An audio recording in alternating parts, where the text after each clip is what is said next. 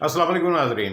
आज के जो गेस्ट हैं वो हैं जी फैसल बावड़ा साहब। और फैसल बावड़ा साहब ने बहुत ही अहम किस्म का इंकशाफ किया है। उनका ये कहना है कि बुशरा बीबी जो है वो इमरान खान को मरवाना चाहती है, इसलिए बुशरा बीबी की मुलाकात नहीं होने दे रहे, क्योंकि बुशरा बीबी जेल में जाएंगी अपने दम दुरूद से या जहर देकर उनको मारने की कोशिश करेंगी, क्योंकि ये राजनीति है। राजनीति में इस तरह के काम होते हैं और मैं खान साहब से बहुत ज़्यादा प्यार करता हूँ, मोहब्बत करता हूँ। मैं नहीं चाहता कि खान साहब की जान जाए। तो आइए पहले फैसल बावड़ा के इनकी शाबात सुनते हैं, उसके बाद बात करते हैं। उनकी इजाज़त देंगे। अब आप इसके बैकग्राउंड में आ जाएं कि क्या इमरान खान साहब घड़ी चोर थे? क्या इमरान खान साहब कभी 190 मिलियन चोर थे? क्या वो अदालतों के ख़िलाफ़ कभी थे? कभी वो फ़ौज के ख़िलाफ़ थे? कभी वो मार धाड़ कत्ल व गारत की सियासत करना जानते थे?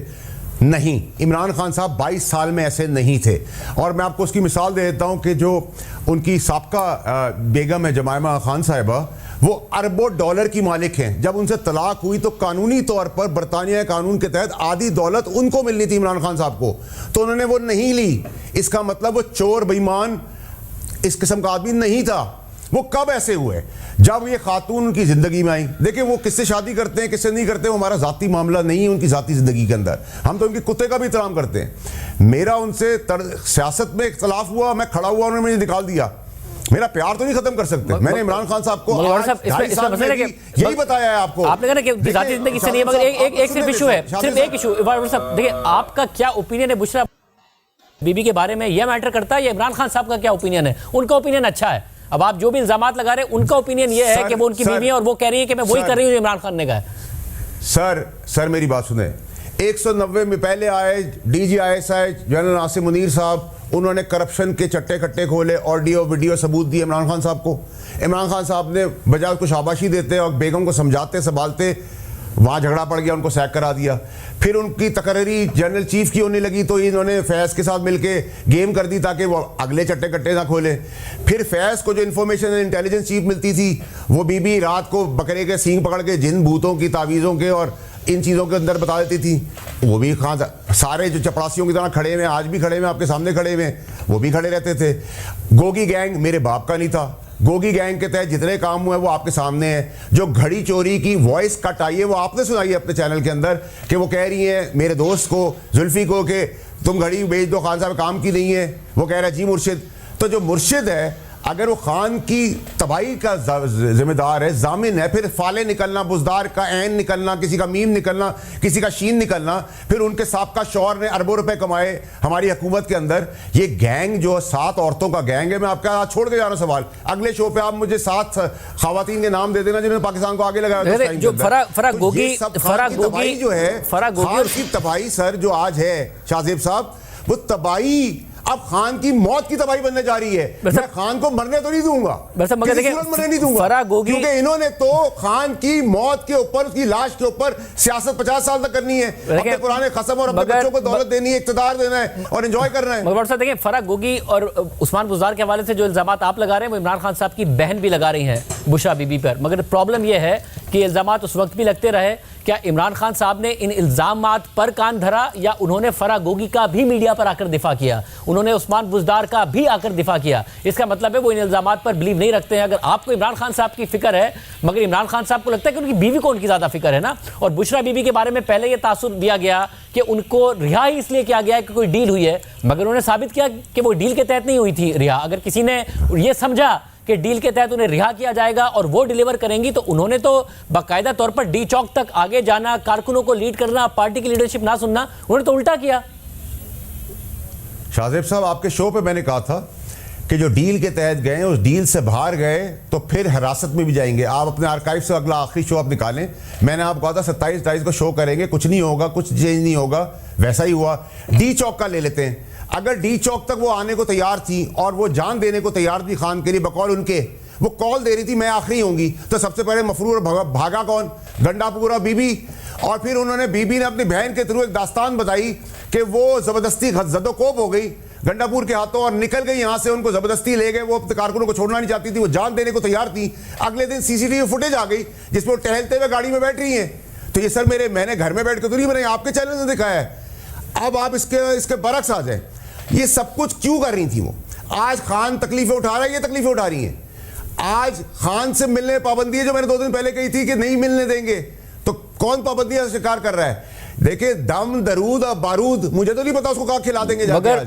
मगर और आपने इमरान कहा खान कि को क्या रिलीफ तकलीफ, मिला है? आपने कहा तकलीफ खान उठा रहा है या ये उठा रही है, मगर आपने साथ ये भी कहा कि जो डील की खिलाफवर्जी करेंगे वो वापस अंदर जाएंगे। तो उनके पास ऑप्शन था, अगर कोई डील थी कि वो पासदारी करती और ये सब ना करती तो वापस गिरफ्तार ना होती, जो आप बात कर रहे हैं। अगर उन्होंने ये सब किया तो फिर उन्होंने अपने लिए भी गड़ा खोदा।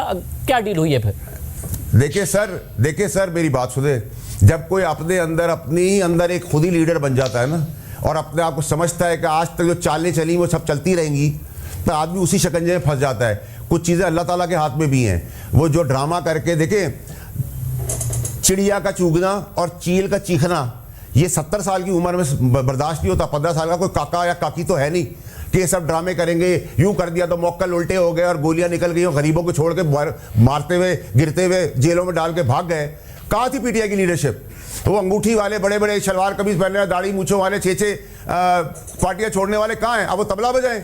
देखिए सर, सिंगल हड्डी हो आदमी, सिंगल पसली हो, दिल शेर का हो, चूहे का दिल ना हो, वो कहाँ है? सारे आज भी कह रहे हैं नस्लें याद रखेंगी। सारे केपीके में बैठे हुए, कोई ड्राइंग रूम में बैठा हुआ है। तो गरीब को मरने के लिए आप फिर, फाइनल कॉल थी, मैंने आपको कहा था ये फाइनल कॉल नवंबर की है, आप फिर आई।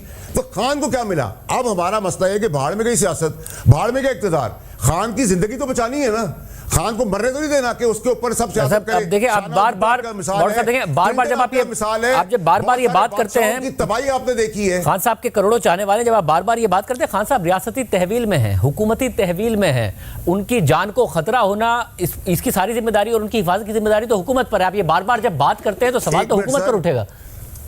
सर मेरी बात सुने, अगर बेगम जाके दरूद और दम और बारूद वाला दही खिला दे या चावल खिला दे या पानी खिला दे, तो उसमें तो रियासत और सियासत और गवर्नमेंट ही इस काबिल होगी ना।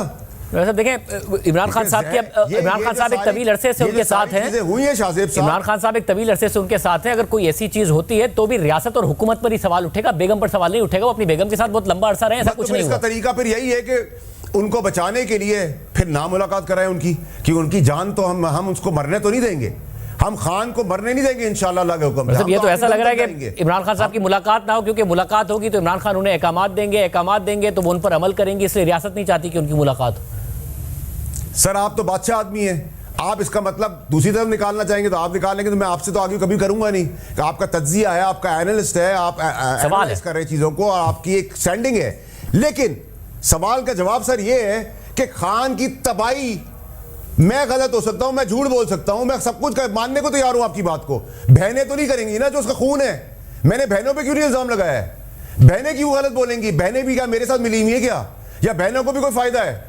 इस पार्टी के अंदर तो फैमिली वाला ओरिएंटेड सिचुएशन ही नहीं थी। कासिम और सुलेमान को इजाजत नहीं बात करने की, तो बीबी कहां से आ गई?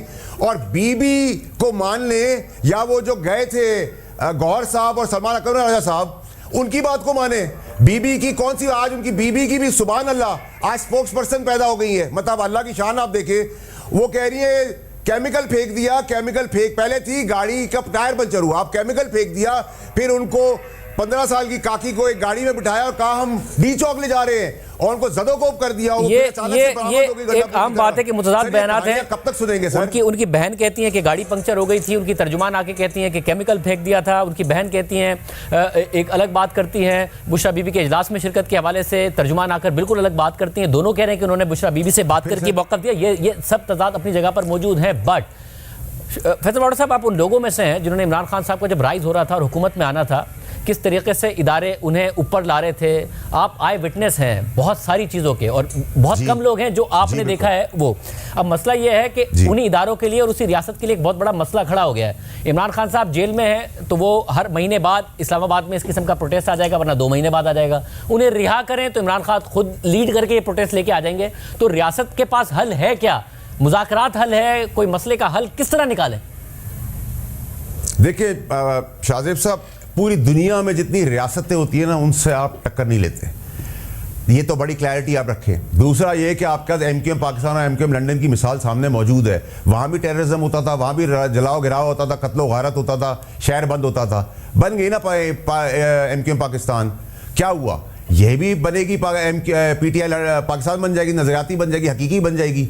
और इस पार्टी के अंदर तो आप खुद अंदर धड़े देख रहे हैं। इमरान खान साहब आज भी सपोर्ट करेंगे बीबी, अपनी बीबी को, जब तक उनकी आंख नहीं खुलेगी। आज भी हम तैयार है कि हमारे लिए इमरान खान साहब गलत बयान भेजेंगे, ये बीबी उनसे ये भी करवाएगी, क्योंकि इन्होंने सबको अलग करवा दिया जो खान साहब के करीब थे। जहांगीर तरीन गया, अलीम खान गया, मैं गया, हम तो उनमें से नहीं है सर जिन्होंने पार्टी भी रखी, उनके ओहदे भी रखे, इमरान खान का व्हीलिंग डीलिंग भी की, इमरान खान के खिलाफ बयानात भी दिए। मैं उनमें से नहीं हूं सर। मैं तो निकाला गया इसी चीज के ऊपर कि मैं खान साहब को यहां तक नहीं देखना चाहता था, इस मुसीबतों से बचाना चाहता था। मुझे आज भी खान साहब से कुछ नहीं चाहिए, ना मैं उनकी पार्टी में जा रहा हूं, लेकिन मैं खान साहब को मरने नहीं दूंगा। मैं उसके साथ प्यार करता था, मेरा लीडर था, उसने मुझे सिखाई थी चीजें, मैं वहां तक जाऊंगा जो मेरे बस में मैं करूंगा। मतलब अगर रियासत के पास क्या सॉल्यूशन है, तो कुछ नहीं कर सकता। क्या इमरान खान साहब को रिहा करना, कोई ना कोई ऐसी अंडरस्टैंडिंग करना, उनसे मुज़ाकरात करके, क्योंकि बेसिक डिमांड तो उनकी ये है कि इदारे उनसे बात करें। इदारे बात करने को तैयार नहीं है, बात करें, किसी कंसेंसस पे पहुंचे कि जी कितना अर्सा आप एहतजाज नहीं करेंगे, हम आपको रिहा करते हैं, कम से कम जरा पीसफुली चलने दें मामला। कोई ना कोई तो निगोशिएशन के जरिए नतीजा निकलेगा। मैं आपको बता देता हूं कि खान की जान बचानी है तो बीबी से जान छुड़ानी है। जैसे पहले कहा था 2018 में कि बीबी आएंगी तो वजीर आजम बनेंगे, अब बीबी जाएंगी तो इमरान खान के लिए आसानी होगी। वरना इमरान खान साहब को यहां तो आप जहां देख रहे हैं इससे बदतर हालत में देखेंगे, लेकिन मुझे इसकी फिक्र नहीं है। आप खान साहब को जानते हैं, खान साहब अब इस बुनियाद पर अपनी बेगम को तो नहीं छोड़ेंगे, और ना ही जाहिर इसके कोई वो, उन्होंने आज तक अपनी बेगम के साथ ही खड़े हुए हैं। जितनी भी बातें की गई हैं, जितने भी स्कैंडल्स बनाए गए हैं उसके। ये तो नाजरीन आपने फैसल बावड़ा साहब की बातचीत सुनी, तो फैसल बावड़ा साहब का ये कहना है कि ये राजनीति है, यहाँ पर कुछ भी हो सकता है, क्योंकि बुशरा बीबी को पता है कि खान साहब के बाहर आने का इम्कान बहुत कम है। लेकिन इसलिए अब बुशरा बीबी की मुलाकात खान से नहीं हो सकती, क्योंकि बुशरा बीबी खान को जहर देकर मारना चाहती हैं, क्योंकि खान साहब रास्ते से हट जाएंगे तो तमाम पीटीआई की क़यादत जो है वो मेरे आगे सरनगू हो जाएगी, अवाम भी मेरे साथ हो जाएगी, और ये बेनज़ीर बनना चाहती हैं। तो इसलिए फैसल बावड़ा साहब का ये कहना है कि खान से मुलाकात इनकी नहीं होने दे रही। खान की जान जो है वो बहुत कीमती है, मैं खान से प्यार करता हूँ और मैं नहीं चाहता कि खान साहब की जान जाए। तो ये थे जनाब फैसल बावड़ा साहब, इजाज़त दीजिए, अल्लाह हाफिज़।